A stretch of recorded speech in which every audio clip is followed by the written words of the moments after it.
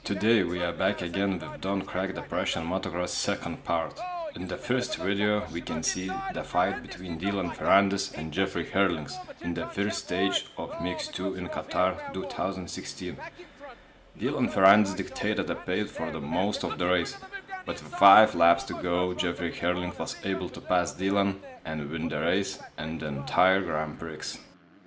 The next video is also from Qatar, only this time is the MXGP class in 2017 and the battle between Jeffrey Herlings and Gajser.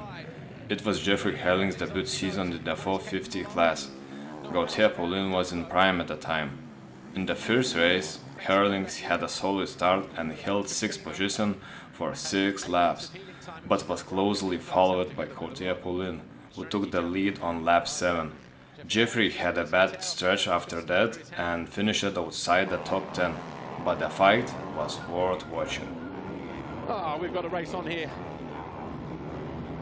So we've already had... This battle is from the 2020 MXGP season in Latvia, Qairoli. This race was absolutely outstanding and unpredictable. Qairoli won the whole shot and rode in the first position.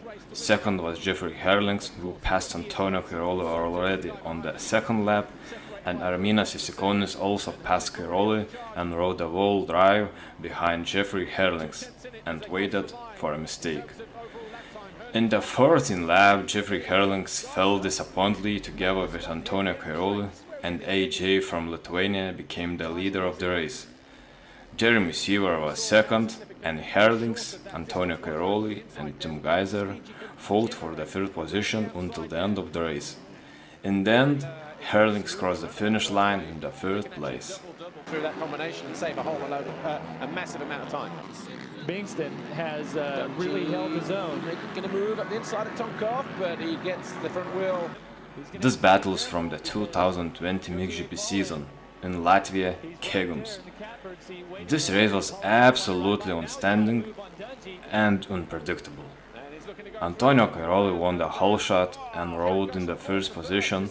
Second was Jeffrey Herlings, who passed Qairoli already on the second lap, and Arminas also passed Cairoli and rode a wall drive behind Jeffrey Herlings and waited for a mistake.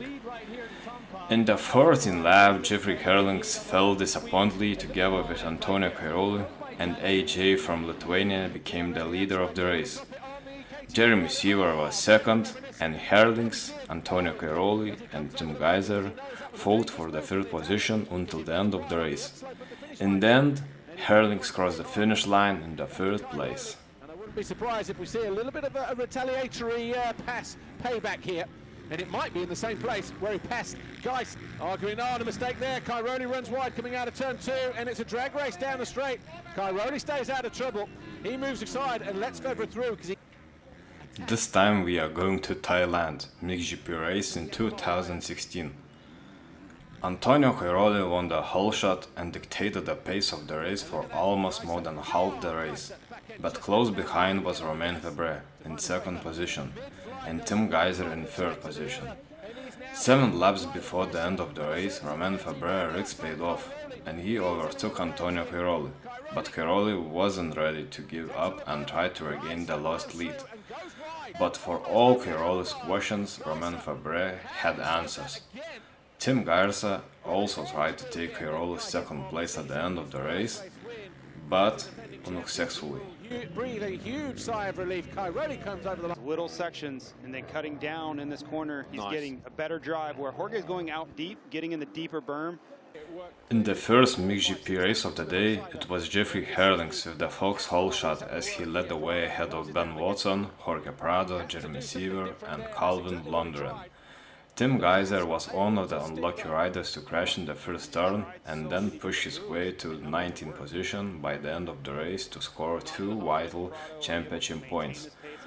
Towed back in the front of the field, Herlings was looking comfortable as he pulled the gap to Watson and Prado. Jeremy Seaver remained close by as Romain Febvre charged through on Blonderen and started to chase down the Swiss. In the final few laps of the race, we saw Febvre catch up with Landaren as the pair battled for third, to eventually it was the Frenchman who came out on top as Herlings won the race by 42 seconds ahead of Prado. In the second MXGP race, it was Prado with the Foxhole shot, that time around as he edged out ahead of Herlings, Febvre and Paul Sionas. Much of the second MXGP race saw Prado being chased by Herlings, with the bullet trying all that he could to get around the young Spaniard. Jorge Prado was riding defensive, which made it extremely hard for Jeffrey Herlings to get around, and after countless failed attempts, the Dutchman was able to make a pass.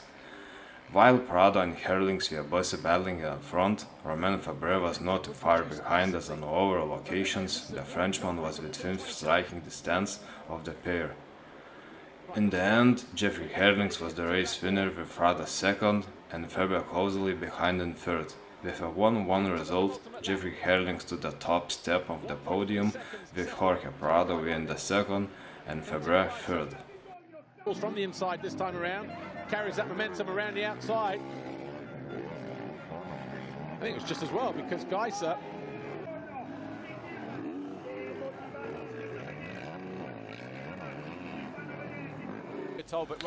George Grant has got so many laps around here, he could almost ride with his eyes closed, even thought the track was prepared differently to what it is usually, and it chopped up slightly different to the European style of riding. The Californian native had his lines down and rode crazy fast this weekend to lock up the second overall with a race win in the final moto. It was awesome to have Antonio Cairoli back on the gate, although he didn't finish the second race after his hand came off the bars when he overcooked a jump, which may have cleared up his recent injury. As he sliced his way back up the inside, going past. Absolutely dream Grand Prix if you're an organizer here this weekend. Jeremy Seaver, winner of the last two GPs at this track, had pushed past his teammate Romain Febvre to run second, but Gifting was on a mission to keep the lead for as long as possible. Meanwhile, qualifying race winner Tim Gajser had clashed with Jeffrey Herlings in the second corner. It took until lap 4 for Jeremy Seaver to finally demote Gifting from the lead of the race, and the next couple of laps of Gajser, Prado and Febvre also moved past the Sweden.